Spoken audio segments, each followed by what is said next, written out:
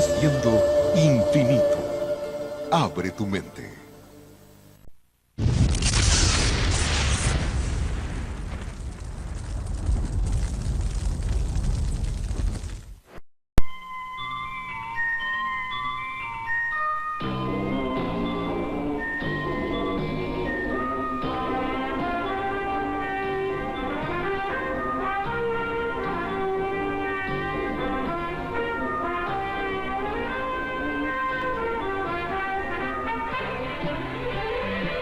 Aunque usted no lo crea, terrible.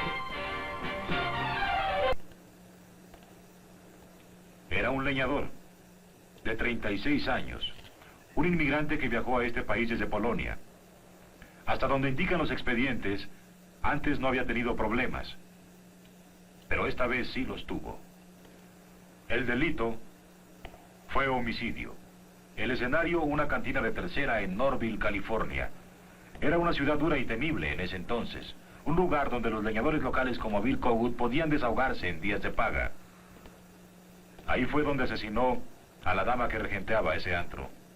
Se llamaba Maine Guthrie. La degolló con una navaja.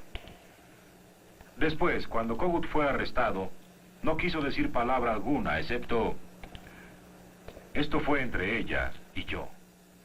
Jamás negó lo que había hecho. Afirmó que estaba ebrio. Pero la corte no tuvo piedad por esa circunstancia. Y fue sentenciado a ser ahorcado hasta la muerte. Su abogado, claro está, objetó la sentencia. Pero Kogut no estaba de humor para esperar.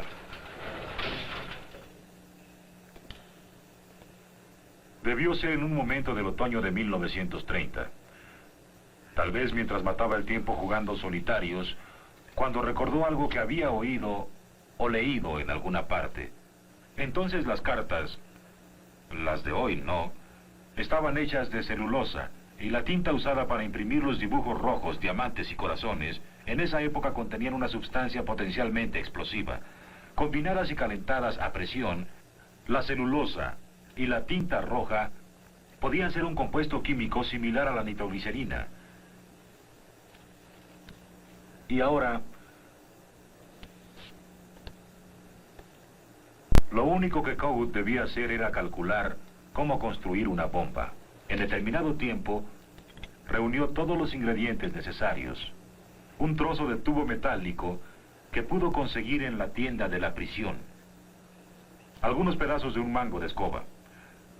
Redujo los corazones y diamantes a pequeños pedazos y los sumergió en agua para obtener una masa húmeda. Luego reunió todo esto y ahora Kogut tenía una bomba sin detonador.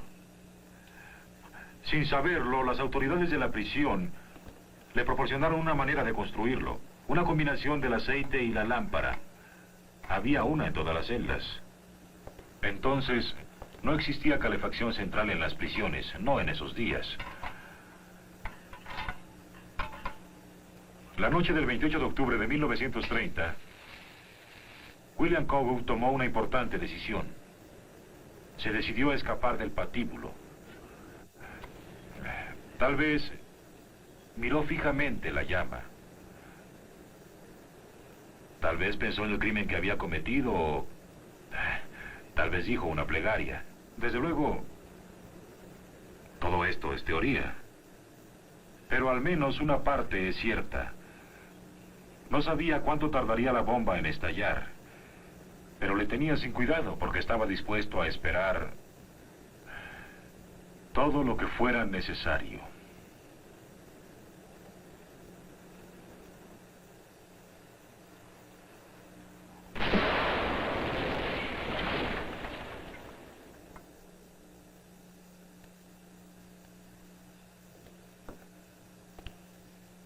William Kogut murió a los 36. El primero y el último hombre en la historia que se suicidó con un juego de cartas. Aunque usted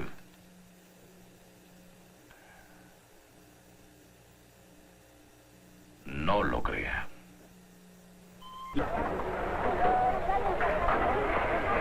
Entre los musulmanes hay una jornada que es la aspiración de toda una vida. Hacer una peregrinación a la Meca, la ciudad sagrada en Saudi Arabia.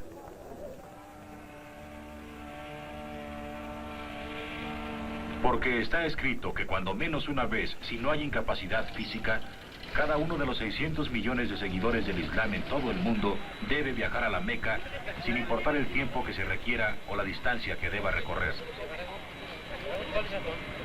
Como uno de los principales puertos de entrada, la ciudad de Jeddah se convierte en el lugar de partida para el último tramo de la jornada. Desde aquí, deberán viajar 80 kilómetros a lo largo de Saudi Arabia para alcanzar su meta. Su destino es una de las últimas ciudades prohibidas del mundo. Mucho antes de llegar a la Meca, los viajeros son claramente advertidos. La entrada está prohibida a todo aquel que no sea seguidor del Islam.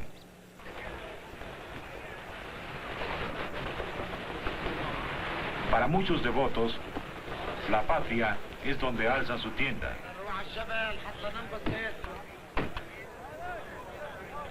Y aquí, en lo que hace solo 2 semanas era un valle desierto, la población flotante pronto iguala a la de Washington, D.C. La misma Meca tiene solo 200.000 residentes permanentes, aunque cada año la peregrinación atrae a más de 1 millón de fieles.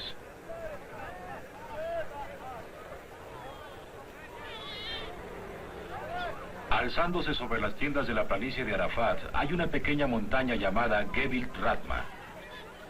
Marca el sitio donde Mahoma se detuvo para dirigirse a su pueblo y donde ahora se reúnen los fieles a ofrecer sus plegarias por él. Aunque los musulmanes no le rezan a Mahoma, rezan por su espíritu. Hincarse aquí, en este suelo consagrado por el profeta en su peregrinación a la Meca, es tanto un honor como una exigencia.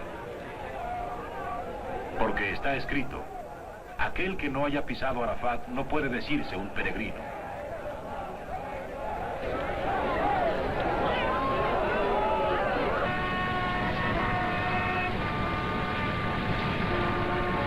Para los peregrinos, sin embargo, el sendero no es fácil.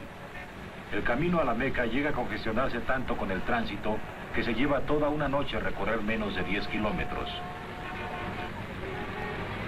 No obstante, a lo largo del camino se le da un buen uso a la tardanza. La recolección de piedrecillas para ser empleadas en la celebración de una ceremonia tradicional al día siguiente. Situado en el centro de una aldea de Mina, un pilar de piedra marca el sitio donde los musulmanes creen que Abraham fue tentado por Satán. Al arrojar piedras a este símbolo del demonio, los devotos manifiestan su resistencia a la tentación. La ocasión es alegre, pero también seria. Y cuando la provisión de piedra se agota, algunos sacrifican hasta sus sandalias.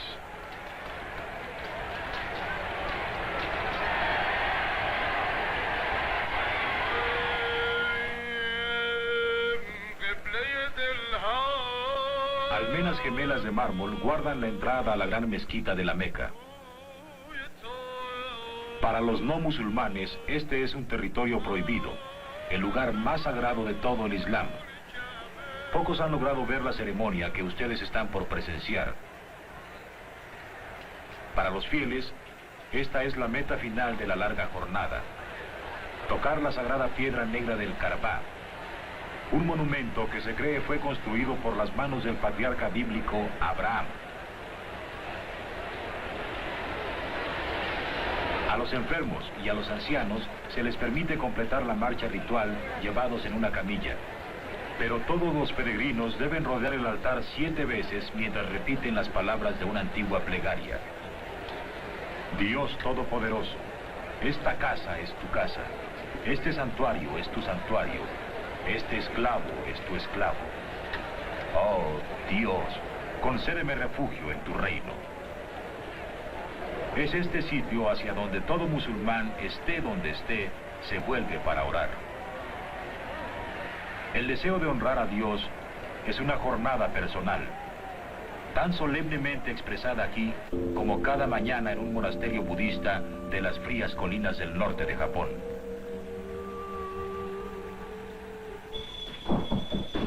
Despertados por el sonido de los pasos y por el tañido de una campana, bajo una temperatura de 0 grados, los aprendices de monje de este austero monasterio zen viven en silencio. Cada movimiento, incluso el desdoblado de una toalla, está dictado por una disciplina establecida hace más de 700 años y se rige no mediante palabras, sino por el sonido de una campana o un tambor.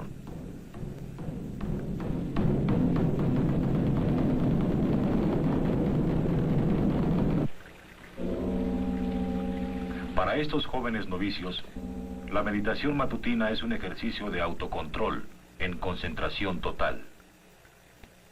Porque aquí, aún la respiración debe seguir las reglas ordenadas por un fundador que pensaba que crear un discípulo de verdadero zen es más importante que difundir sus enseñanzas entre otros 100 seguidores. Para ayudar a aquellos que pueden desviarse del sendero, un vigilante aplica un recordatorio muy poco gentil.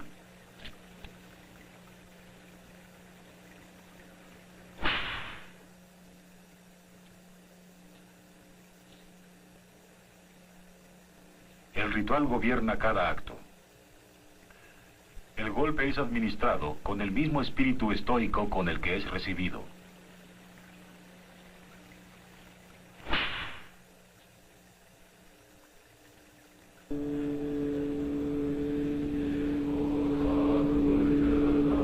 Después del primer periodo de meditación, los novicios asisten a otro servicio donde otra vez deben suprimir la conciencia del yo.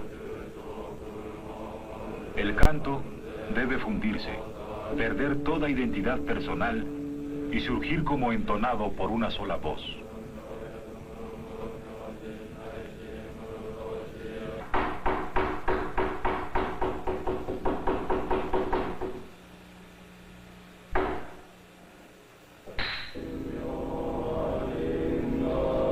La comida consiste en un poco de avena.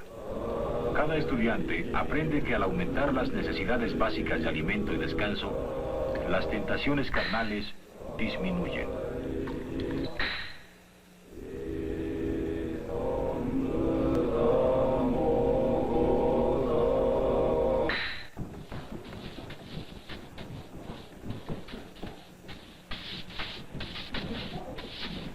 Los novicios están obligados a atender el mantenimiento del monasterio en el cuidado personal.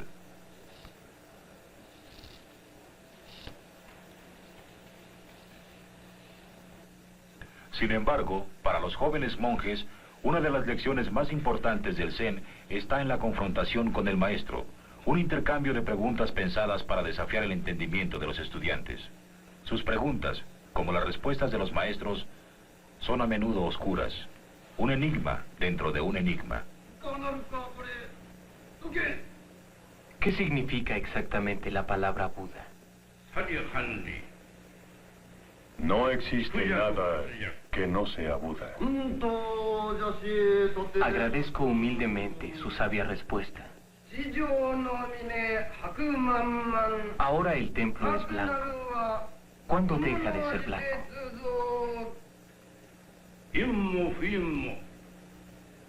Lo que es blanco y lo que no es blanco no es blanco.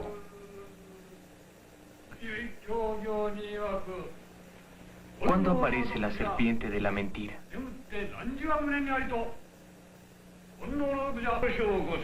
La comprensión de la relación del hombre con Dios. Examinaremos estos temas que un hombre llamado Robert L. Ripley nos dejó. Aunque usted no lo crea.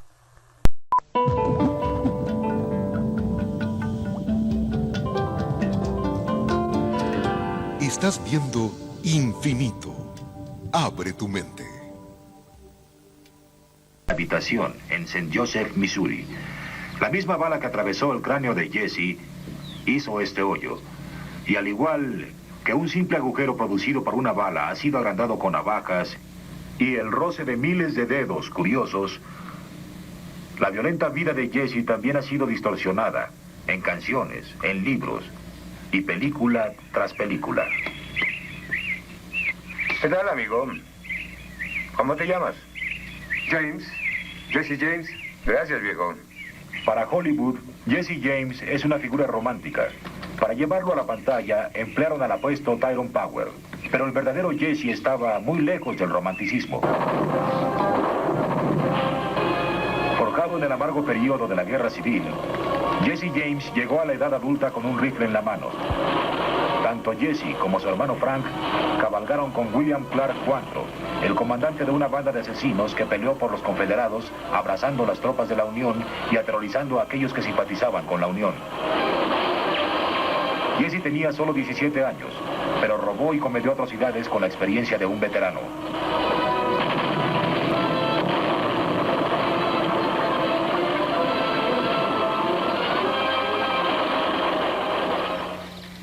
Este banco, en Libertad, Missouri, se adjudica la distinción de haber sido el primero que fue asaltado en América a la luz del día por civiles, encabezados por Jesse James.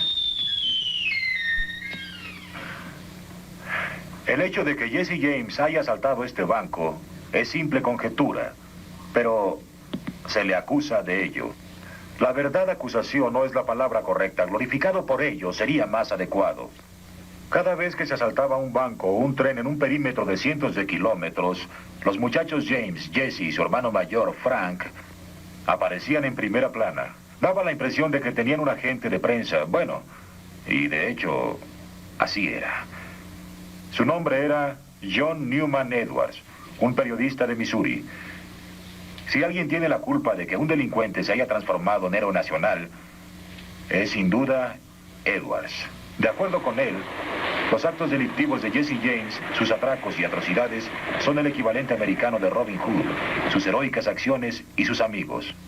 Quietos todos, esto es un asalto. Solamente con sus palabras, Edwards logró la magia. Mientras que los asesinos cobraban nuevas víctimas, Edwards pintaba a Jesse James y su banda como caballeros armados. Jesse fue un asesino, pero para Edwards fue un héroe.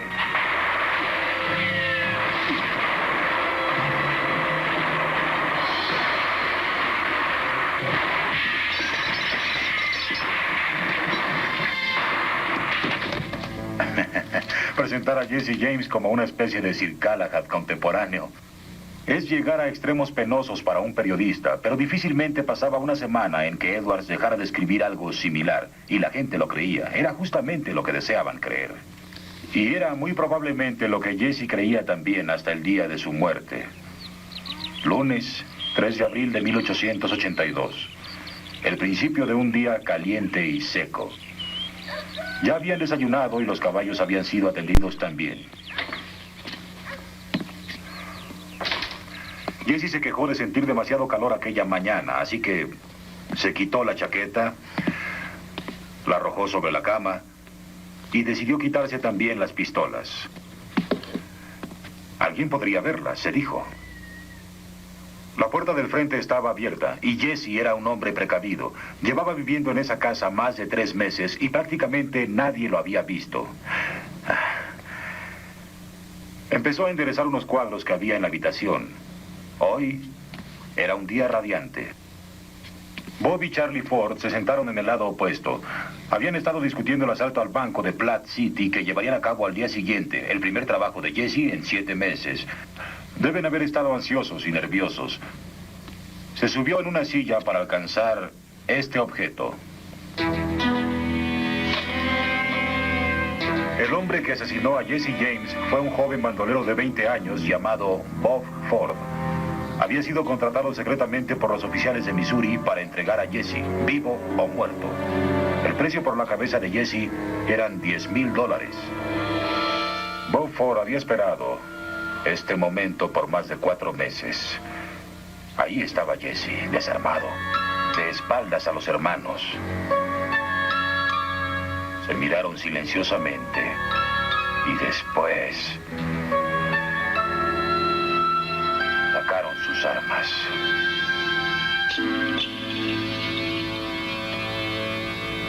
Bob se acercó con lentitud.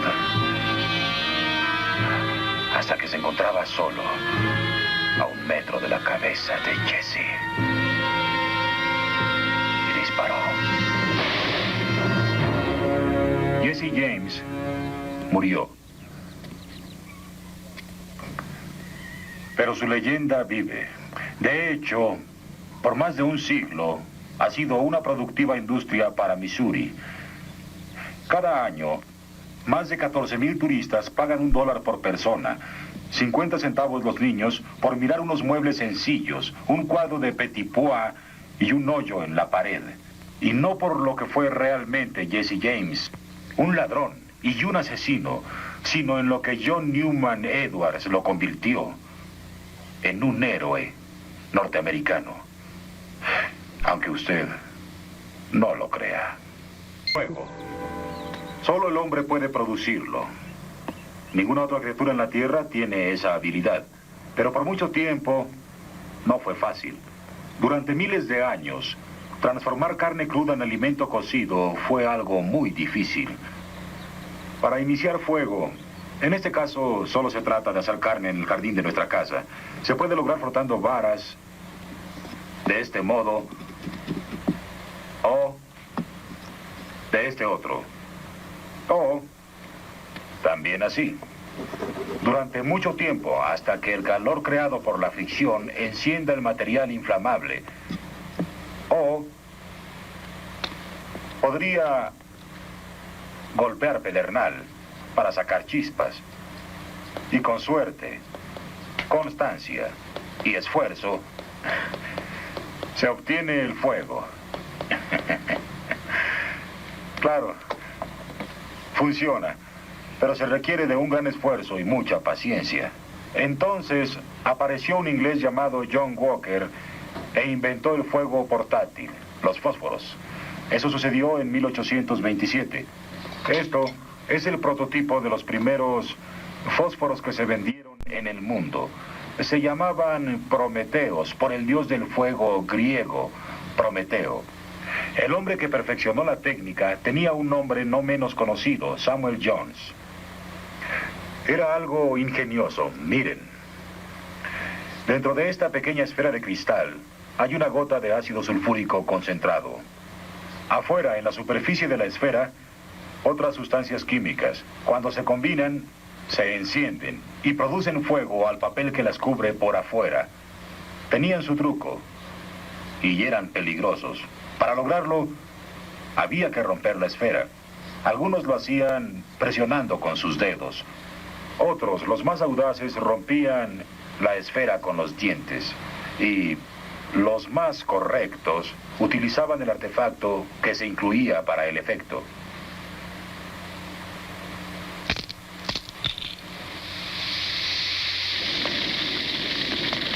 Fuego. Fuego portátil. Para usarse o abusar de él.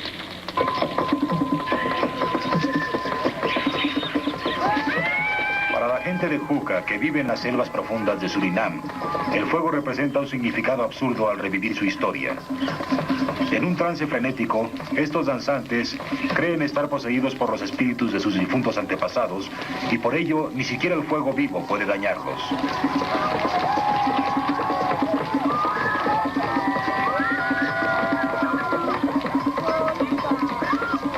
Ellos son descendientes de esclavos africanos que se rebelaron contra sus amos holandeses hace más de 150 años. Con un valor desesperado, los esclavos obtuvieron su libertad a pesar de las armas de los hombres blancos. Ahora, en lugar de las armas de fuego, los descendientes desafían el poder del fuego mismo.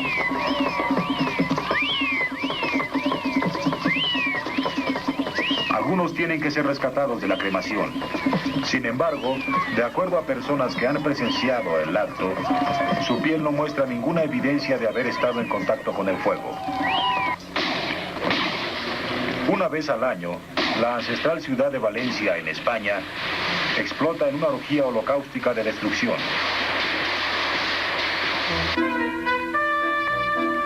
Estas son las fallas de Valencia, el Festival de San José. Desde varias semanas antes, los artesanos fabrican monumentales figuras de madera y papel maché, que alcanzan los 15 metros de altura. La mayor parte de las figuras ridiculizan el vicio y locuras del ser humano. Representan la avaricia, presunción y glotonería, así como atrevidas sátiras de políticos y celebridades. Unas cuantas, las mejores, se exhiben en el museo. Todas las demás se queman en un grotesco espectáculo en las calles de la ciudad.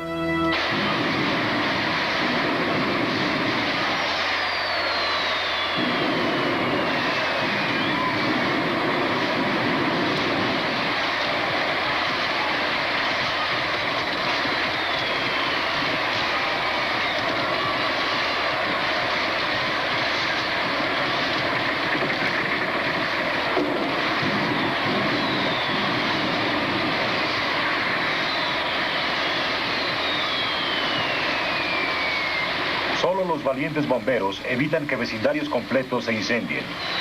El origen de este peligroso rito se remonta al tiempo de la Inquisición, cuando los herejes eran quemados vivos ante el pueblo ahí reunido.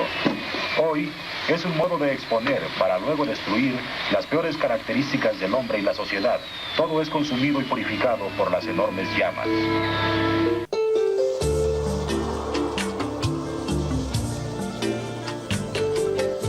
Estás viendo Infinito. Abre tu mente. Distinguido sapo posee un atractivo príncipe que solamente espera un beso. Pero lo que sí es un hecho es que se trata de un campeón en potencia graduado con el profesor Bill Steves en el colegio Crocker. Un doctor autocertificado en psicología de ranas, el doctor Steves se gana la vida inspirando a las ranas para que sean mejores. De hecho, fue una de sus ranas que se dedica al levantamiento de pesas la que apareció al principio de este programa. ¿Qué es lo que usted hace, profesor? ¿Y cómo lo hace? En el colegio Crocker entrenamos a las ranas para que ganen en los concursos que se hacen en todo el país. Las ranas tienen un tremendo complejo de inferioridad y es normal. Toda su vida oyen que son feas y sucias, asquerosas y horribles. Así que, ¿cómo no iban a tenerlo? En el momento en que las ranas llegan al colegio Crocker, las hipnotizamos y psicoanalizamos para liberarlas de sus traumas e inhibiciones y las llenamos de pensamientos positivos en vez de todos los antiguos conceptos. Tus párpados están pesados, te sientes cansado, tienes sueño. Dormir, dormir, dormir, dormir. Ahora vas a aceptar todo aquello que escuche tu subconsciente, porque sabes que es por tu bien. Ahora veamos, encendemos la grabadora y colocamos el cojín bocina aquí. Esta es la forma en que las personas son motivadas, así que estás dentro de la moda. Soy dueño de mí mismo. Voy a organizar mi mente, mi cuerpo y mi actitud hacia un sentido de bienestar. Y finalmente el triunfo.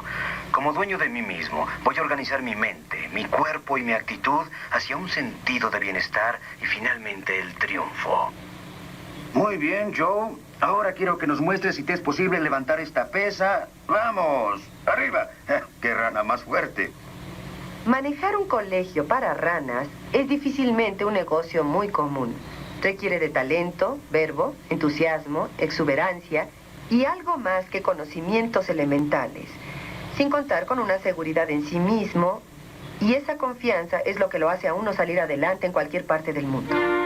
Una oficina postal del centro de París parece ofrecer solo los empleos más mundanos, pero aquí es donde se venden las nuevas estampillas postales. Son algo raro en potencia y muy valioso para los coleccionistas. Las estampillas valen más cuando se encuentran pegadas a un sobre y selladas con la fecha de depósito. Pero humedecer las estampillas parejo y colocarlas del modo preciso no es nada fácil. El negocio de los coleccionistas proporciona a la pequeña oficina una considerable fortuna, así que bajo una estricta vigilancia, un equipo de pegadores de estampillas realiza su trabajo. El empleo requiere de una lengua superhúmeda y un estómago fuerte. Es imposible dejar de ingerir bastante goma cuando se chupan hasta 1000 estampillas por hora durante todo el día.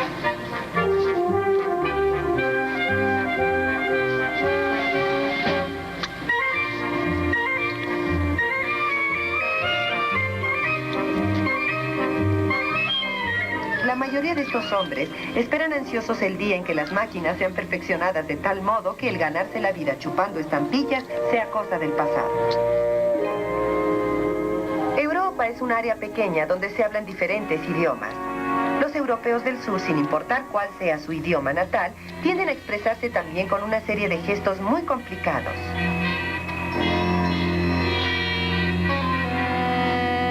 En Zurich, Suiza, se imparten clases poco comunes. Isio Quindi enseña ademanes italianos a los suizos más estudiosos.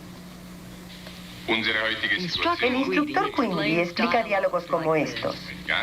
Mesero, paciencia, con calma. Ahora, una vez que los alimentos fueron servidos, estuvo delicioso, muy bueno. ¿Quiere que traiga la nota? No se moleste, no tengo dinero. Estoy furioso, largo de aquí. ¿Quiere que me suicide? Está loco. Debería ir a la cárcel. Verschwinde. Desaparezca. Noch einmal, alle zusammen. Matto. Las lecciones avanzan y se aprenden señas más sutiles y sus significados. Nein, Müller. Das ist Schweizer Matto. Usted está loco. Como lo hacen los suizos y al mismo tiempo al estilo italiano. Ja, bravo. Gut. Attenzione, Achtung. Esto es, presten atención. Molto buono, sehr gut. Muy bien. Falso, falsch. Falso, es mentira. Non mi riguarda. No es mi problema, no me importa. Ora ripetiamo tutti assieme. Matto, attenzione, molto buono, falso, non mi riguarda. Matto, attenzione, molto buono, falso, non mi riguarda. Matto, attenzione, molto buono, falso, non mi riguarda. Matto, attenzione, molto buono. Y siguen así hasta el fin. Muy bien. Eso es todo.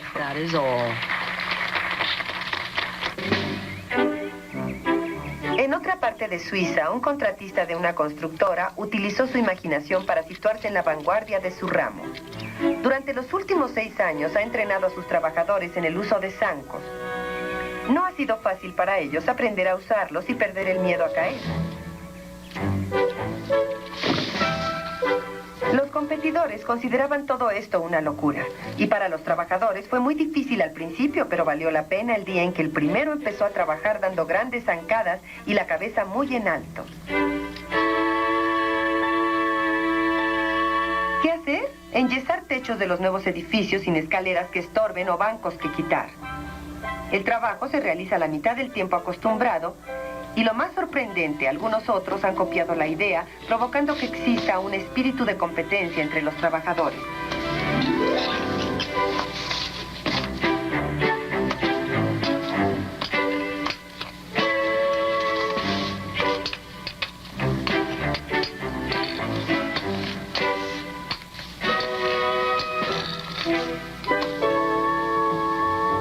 Tal vez los suizos son excelentes para construir edificios.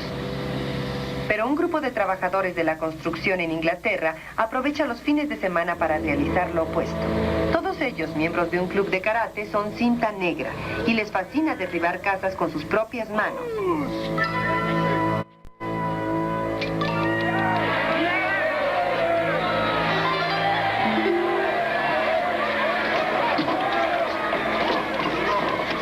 Falta fuerza, agilidad y un exhaustivo entrenamiento para golpear y destruir madera, piedra y ladrillos con las manos. Cuando les preguntamos por qué lo hacían, el director del club nos contestó con indignación que alguien había dicho que era imposible.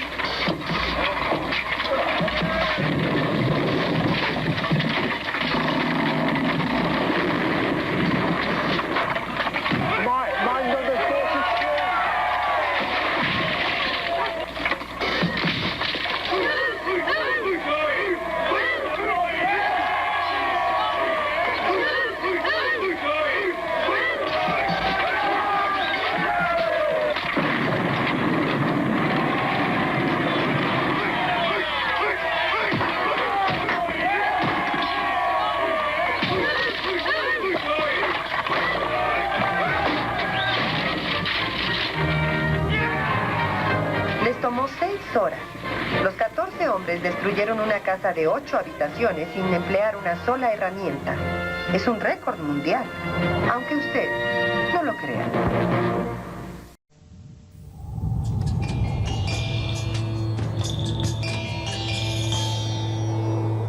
Estás viendo Infinito.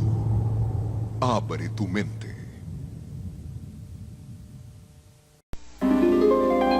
El restaurante Konkai de Tokio es un excelente sitio para saborear productos del mar.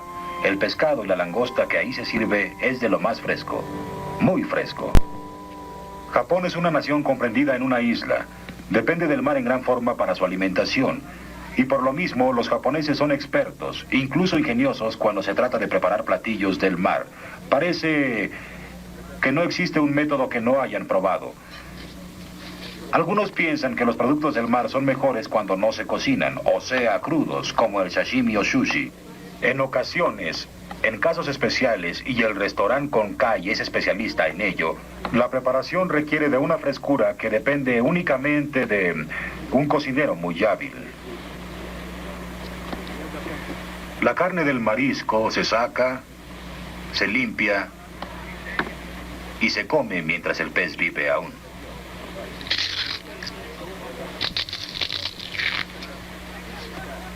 La langosta es un platillo muy popular aquí.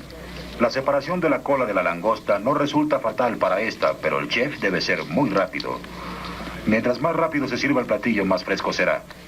Y eso es lo más importante de este método. La cola, al ser volteada, sirve como charola para servir la carne que algún día protegió. Para el shukutsu, el gourmet al frente del Konkai. Esto le permite tener la certeza de que el pescado es fresco. La deliciosa carne de la cola de langosta es un platillo que fascina a los mejores gourmets, pero es muy caro. Su precio aquí es de 23,000 yens, o sea, $100 la orden.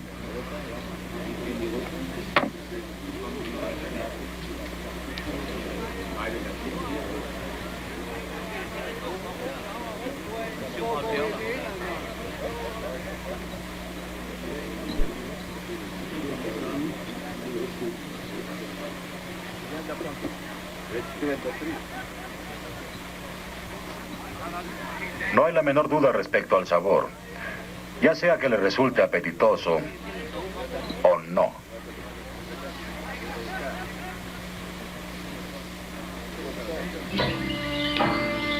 Los platillos exóticos pueden ser saboreados por el mero placer y a altos precios, o por necesidad, y debido a que son gratuitos. Los denisens de la selva de Sudamérica incluyen en su dieta gusanos, hormigas, insectos y arañas gigantes. El piquete de estas arañas es venenoso, pero aparentemente comerlas no provoca ningún daño. La receta es muy sencilla. La tarántula no lleva ningún ingrediente, solo se trata de asarla al fuego vivo hasta que esté bien cocida, crujiente y sobre todo, muerta.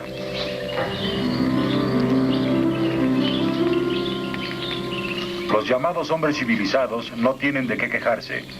Los expertos indican que hemos comido considerables cantidades de proteínas de insectos que se incluyen perfectamente dentro de la ley en productos como puré de tomate y champiñones enlatados.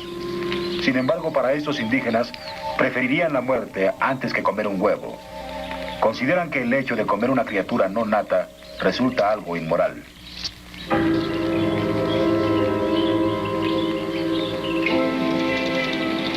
Hong Kong, conocido internacionalmente por sus restaurantes y sede del mejor banquete que se haya servido en la era moderna.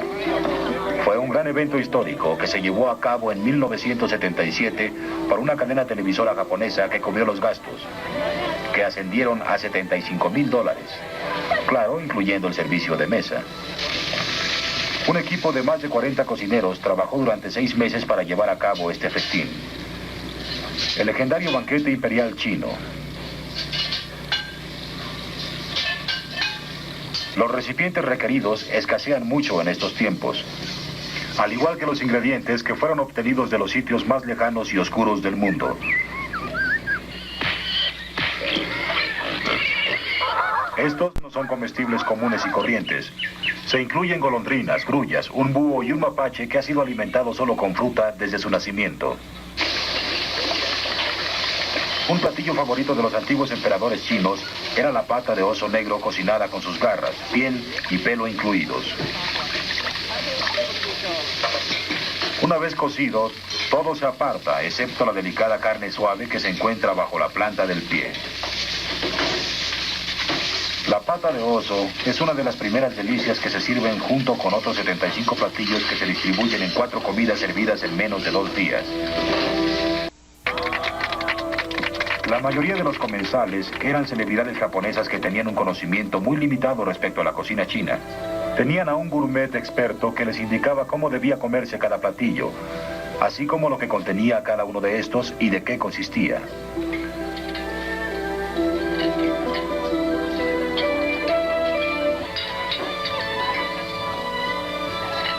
Los intestinos de pescado almacenados durante 40 años para darles un sabor extraordinario. Unos 700 años atrás, los emperadores chinos saboreaban deliciosos manjares en platos de jade. El banquete imperial lo reúne todo: lo extraño, lo fantástico, lo inesperado.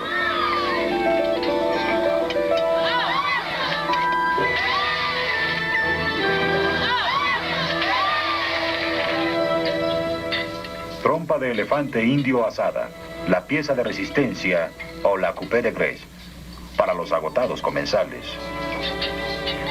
En otros tiempos, los desafortunados elefantes debían viajar miles de kilómetros solo para satisfacer el gusto de los emperadores.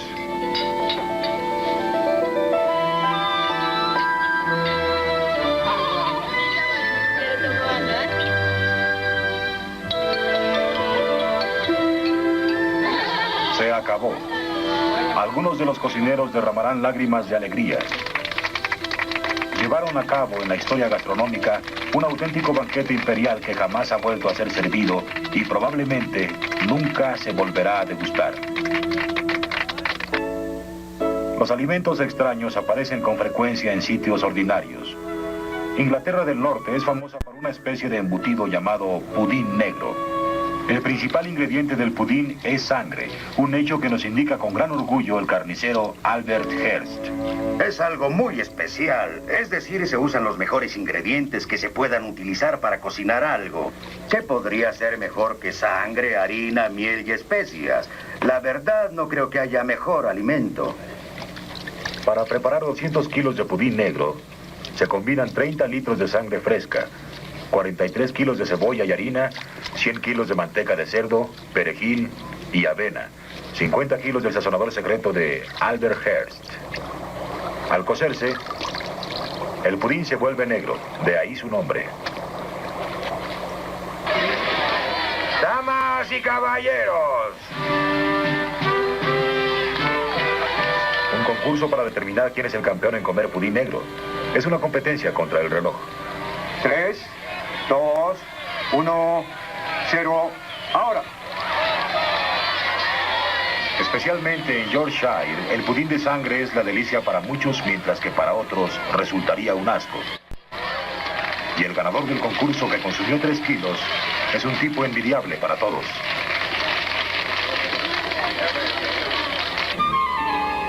Al sur de Venezuela, en Brasil, los indios Yanomamo habitan una región tan compleja que les ha llevado a saborear un alimento verdaderamente grotesco. Los Yanomamo creen que el espíritu de los niños es inocente y por lo tanto bueno. La muerte de un niño o un adulto muy apreciado provoca un rito muy poco común.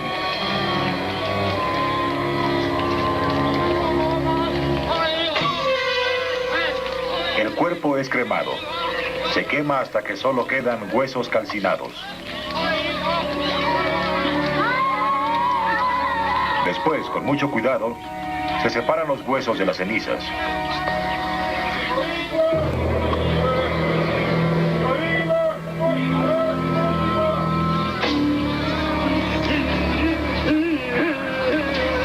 Se muelen hasta que se convierten en polvo.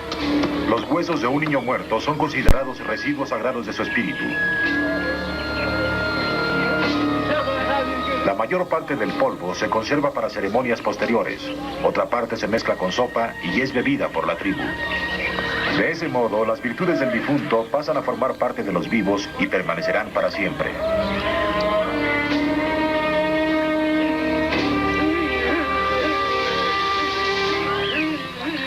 Entre los Yanomamo, el mayor cumplido que se puede decir es: cuando mueras, me beberé tus cenizas. Aunque usted no lo crea.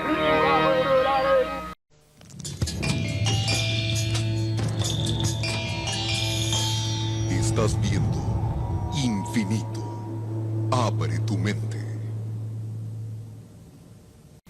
No lo utilizaba para defender su honor, sino para ganar una batalla del corazón.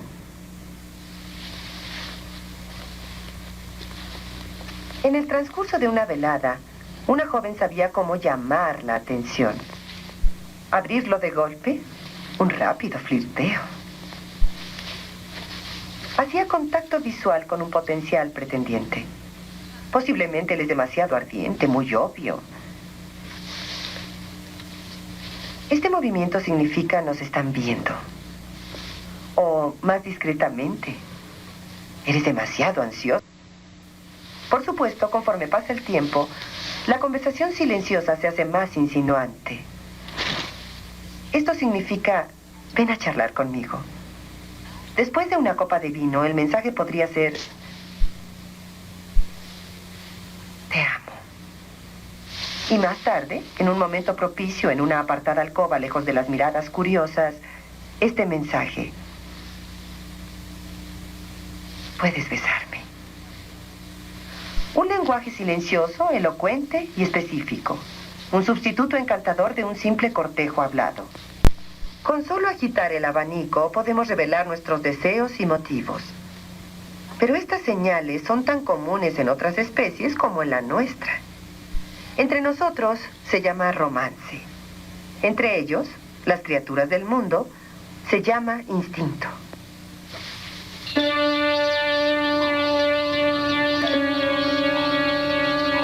Una noche de verano, bañada por la luna, una polilla lunar envía un misterioso mensaje buscando pareja. El llamado es a través de una esencia segregada por una glándula especial que se encuentra en su abdomen.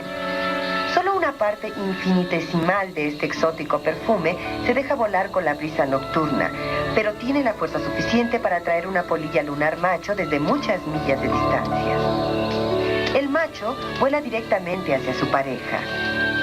En un modo muy misterioso, ellos pueden percibir la atracción, aun cuando se encuentren en sentido contrario al viento. Extraños en la noche, las polillas se encontrarán y aparearán solo una vez en sus vidas. Pero la supervivencia de esta especie está asegurada por este breve y casi milagroso encuentro. Los caracoles disfrutan de un encuentro más prolongado y complicado. Todos son hermafroditas, o sea que tienen órganos sexuales femeninos y masculinos, y cada uno procreará después del apareamiento. Pero lo que es más sorprendente es que se unen colgando en medio del espacio, suspendidos de un fuerte hilo de mucosa que segregan ellos mismos. El apareamiento tarda 1 hora o tal vez más, en tanto que ellos se contorsionan lentamente en una extraña y sensual unión. Cuando terminan, lentamente comen el hilo de mucosa al tiempo que van subiendo hasta encontrarse a salvo. En el desierto al sur de África, las orugas negras deben participar en una frenética carrera para poder aparear. 3 pequeñas orugas negras persiguen a la renuente y mucho más grande hembra. Hacen falta cuando menos 3 para perseguirla y agotarla.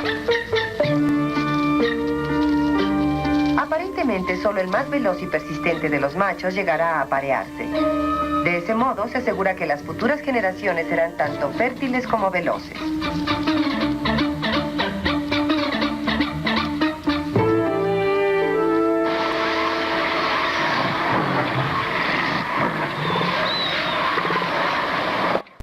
Uno de los animales más grotescos, el elefante marino, es también el más violento en el preludio del apareamiento. Enormes bestias que llegan a pesar hasta 3 toneladas luchan unos contra otros durante semanas hasta que se decida quién es el más fuerte.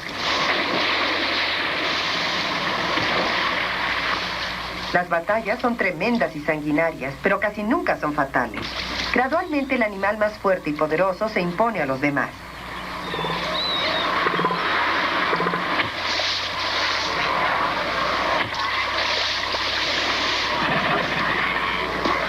Las obligaciones del vencedor acaban de empezar. Ahora tendrá que aparearse con las 50 hembras para crear toda una nueva generación de jóvenes morsas.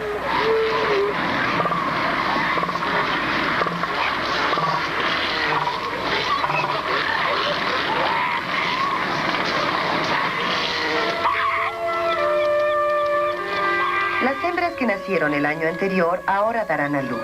El evento es presenciado por parvadas de hambrientas gaviotas.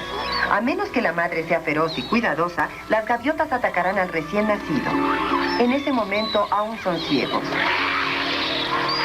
Para el bebé morsa, el peligro está siempre latente. Podría ser aplastado por una morsa gigante, tal vez incluso por su padre. Otras hembras podrían atacarlo si llegara a invadir su territorio.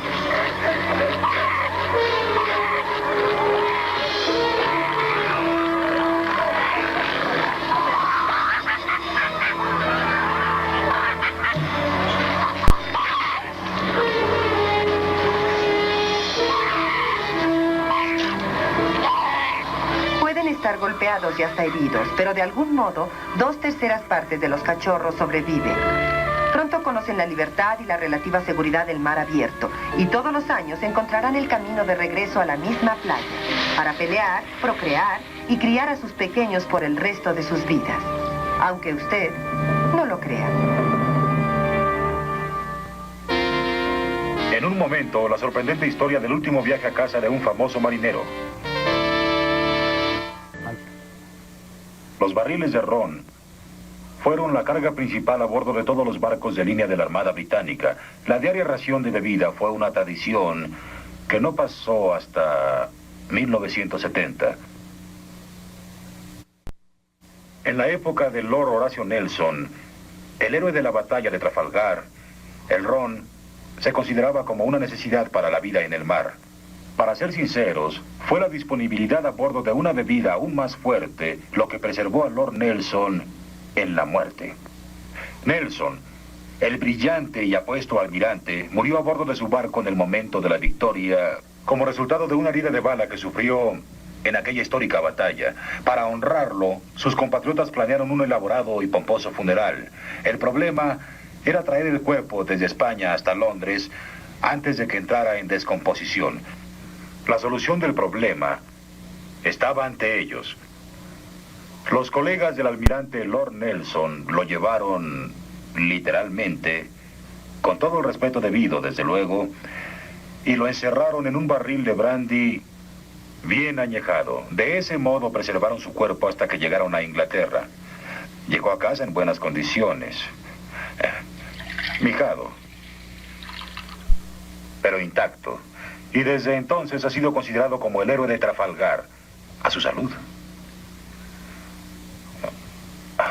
Aunque usted no lo crea. En nuestro próximo programa, conozca el misterioso rito de los sacrificios humanos al furioso dios del volcán. Disfrute del inspirado talento de un pintor único. Visite al legendario creador de una grotesca atracción turística en Kansas. ¿Qué tal una mordida al hot dog más grande del mundo? Descubra cómo un gas letal y un explosivo mortal le mantienen con vida. No se pierda el próximo episodio de Ripley, aunque usted no lo crea.